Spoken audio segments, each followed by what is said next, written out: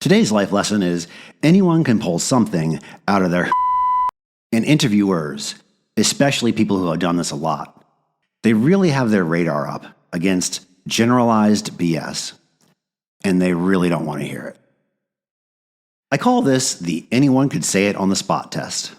Oh, this is like an environmental organization you want me to apply to? Okay. All right. I got it. Earth. We need it. Oh, I'm going to get a job with Michelin? I am totally down to talk about Michelin-starred restaurants. I can tell you all about the Michelin-star restaurants in my city. Oh, Michelin as in like actually the tires? Okay, tires. Grip. You know what I mean? Like the thing about tires, it's all about the grip, right? It rains, you got to get that grip. If you're saying things in your interview that I could get anyone to say if I just walked down the hallway of your school or walked into the lobby of your office building and said, hey, I'll give you $20 if you can really quickly tell me why you would make a great fireman or why you would make a great engineer or whatever it is. And what anyone could just come up with in that moment. If this is the level of stuff that you're saying in your interview, then your answers are not passing the anyone could say it on the spot test.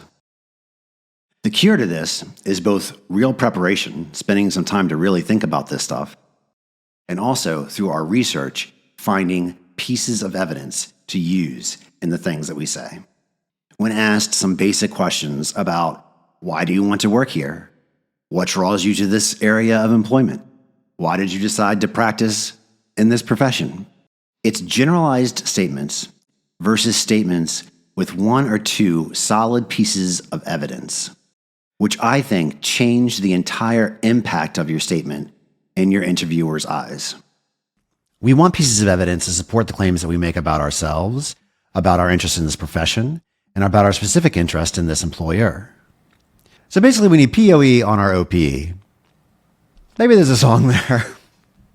I'm not the singing type. Let's start with how we're going to find this evidence from our own backgrounds when we're talking about ourselves.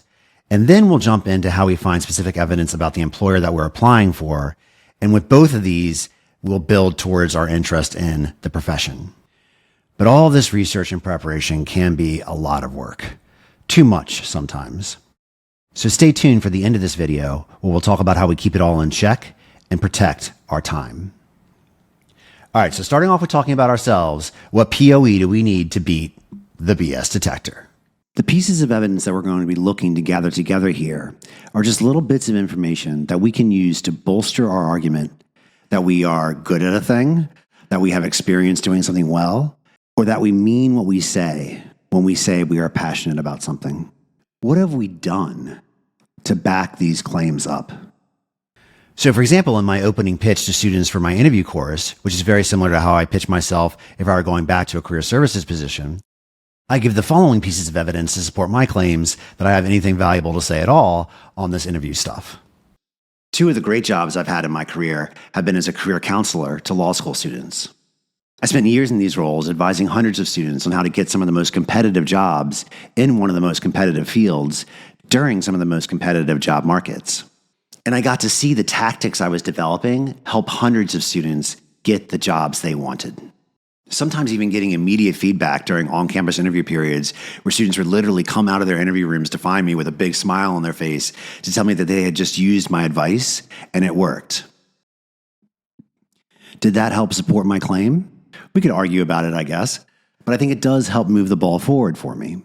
Numbers are good for evidence, especially specific numbers. For example, if I were applying to a job very similar to the one that I'm currently in, which I'm not doing, bosses, I might mention my metrics. If you don't know what metrics are, I am so jealous of you. Metrics are ways that many employers go about measuring an employee's success rate. So in a hypothetical interview for a similar job, I could accurately say that every quarter of my employment, I have far exceeded my metrics. I could even say that the last full quarter, I more than doubled my metrics. But it might be even better if I went and did the actual math so I could be more specific. That way I could say something like, last quarter I hit 193% of my number, and on average every quarter I've hit 137% of my number, or whatever the math works out to. I didn't actually do the math for this. It's a hypothetical interview. Not currently looking for a new job. Math's hard. But you get the point. The more specific we're able to be with those numbers, often the more powerful the evidence is. What numbers or other pieces of very specific evidence would you be able to use to show success in your background? But even more importantly than numbers, I used another type of evidence with you in that opening pitch that tends to have an even greater impact on our listeners. I told a story. I will never forget the student that walked out of his interview room pumped from doing well to see me in the hallway giving some last-minute advice to another student. And this first student came up and cut me off to finish giving my advice to the other student. He said, "You do the swoosh." He had just done the swoosh in his interview and said it went well. The swoosh is an admittedly cheesy name I give to my tool for answering negative questions. The stories tend to be even more memorable than numbers. So as you look through all of your experience, are there some good, quick stories that show your success that you can use to make your experience even more memorable in the eyes of your interviewers? Okay, so now we've got some pretty solid POE about ourselves and how that ties into the profession we're applying to. And all of this POE we'll be able to use multiple times for every job we apply to within the same profession. But now we also need some POE on why we want to work for the specific employer that we're interviewing with. We can find this information in a lot of different places, but obviously the employer's website is where we're most likely to find the bulk of it. So let's go through a few quick examples of what we look for on these sites and how we use what we find there. So since I came up with this, the thought of we're applying to this environmental organization, I thought I'd make my own website here for a fake environmental group I'm calling Keep Earth Alive, because yes, let's do that. A good place to start is usually the news tab. This is where employers tend to put information about the work that they are most proud of.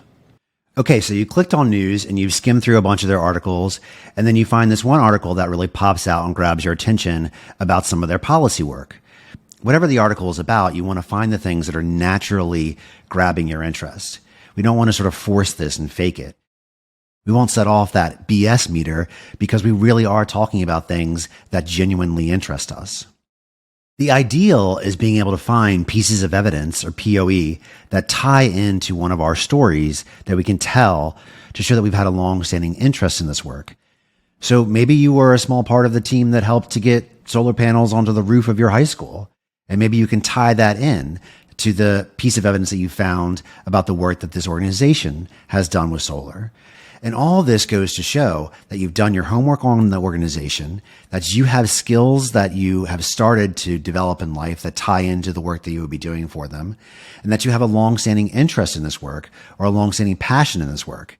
Again, it's a piece of evidence that supports your claim. So it's not some generalized statement that, oh yeah, the environment matters. It's, I can tell you about stories of things that I've done in my life that show you that I care about this stuff. Or maybe you come to their volunteer section and you find this cool opportunity to volunteer and help to clean up, the bay this weekend from all the trash that people put into it. And that reminds you of this story about when you used to go on walks on the beach with your mom, and she would always bring these bags with her, and you guys would clean up, trash that you would see along the beach or litter that you see along the beach, and how that instilled in you a concern about this from a very early age. But even if you don't have a great tie-in to the article like that, still just simply reading these articles, finding the things that interest you and being able to talk about them in the interview shows how much work you've put in, shows that you really care about this organization, shows how much you really want this position. Okay, this tire company idea. Honestly, I kind of pulled this one out of my you-know-what. And apparently my you-know-what does not know its punctuation very well. But okay, let's go with it. So, you're going and researching their site, and maybe you are an engineer or a materials expert or a safety expert, and you're trying to get a position on their design team to build a better tire. Or maybe you click on the articles and find out that they are this, cool startup that's coming up with a better way of making tires. Maybe they're 3D printing them out of recycled materials or old tires or, something cool like that. Whatever it is, you dig deep and you find the things that naturally interest you. I mean, obviously it'd be great if you did work on some project to design better tires that help them to deflect water better, making them less likely to hydroplane and thus to make them safer for drivers. But even if you haven't done the work yourself yet, can you talk about the research that you've read on what others are doing to design a better tire?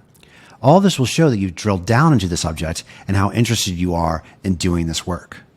But again, we've got to find something that's real. Why we care about tire safety or tire design. And if that's not your thing, why are you pursuing this? Why would you think we'd be hiring you for that role to begin with? Okay, let's pull it back from tires to something I'm much more familiar with, law firms. Do you have the names of the attorneys that are going to be interviewing you? If not, we should ask for those. So we go and we find the bios of the attorneys that are going to be interviewing us, and we find those jumping off points from their stories, from their background, to tie in our own. We find some of the cases they worked on. We find some of the deals they've done, and we're able to talk about why we're interested in doing similar work. And by doing all this, we're showing that we've done our research on them, which again shows how much we're interested and how much we want to work there. And it's amazing how far this stuff goes for us. How powerful one or two pieces of evidence that show that we really did our homework can be. So is it worth it, all this research? Yes, it absolutely is. But is this research also a lot of effort? Yes, it absolutely is. Overwhelming. That's the word that usually comes to my mind whenever I have to sit down and do this research myself. I still feel overwhelmed too. But I'll let you in on a little secret here. The truth is, we don't need a lot. We don't need a lot of pieces. We just need the right pieces. So yes, there's going to be a lot to sift through, but basically we are skimming through a lot in order to find a handful. And let's also remember that one good piece of evidence is going to be able to work for us in several different circumstances. But yes, this is going to take a fair amount of time. And we have to, of course, remember that we're not operating in a time vacuum. How much time do we have before this interview? And how much of that can we block off for research? Maybe we can only block off an hour. Maybe we can only block off a few hours tops. Or maybe we can block off a few hours every day for several days. We spend what we can, and we remember that like a lot of this stuff, it's about balance. Do we have the time? And is this a first choice employer that we've wanted to get into for years? Or is this a safety school, so to speak? Is this a formal interview that we know is going to take several hours one day or even could last over a couple of days? Or is it an informal interview, a coffee meeting? All of these things go into our balancing of how much time we're going to put into our preparation. So to be absolutely clear, I am not asking you to memorize any employer's website. That would be bad. Let's not do that. We are just looking for the best handful of evidence that we can collect in the time that we have allotted to do it. And all this work is just going to help us to blow past that BS detector and prove to our interviewers that we are the right person for the job. If you liked this video, please like and subscribe for more tips about our work lives. And also check out this video for what to do when we're feeling too intimidated by our potential employers. Oh, and please do remember to keep Earth alive.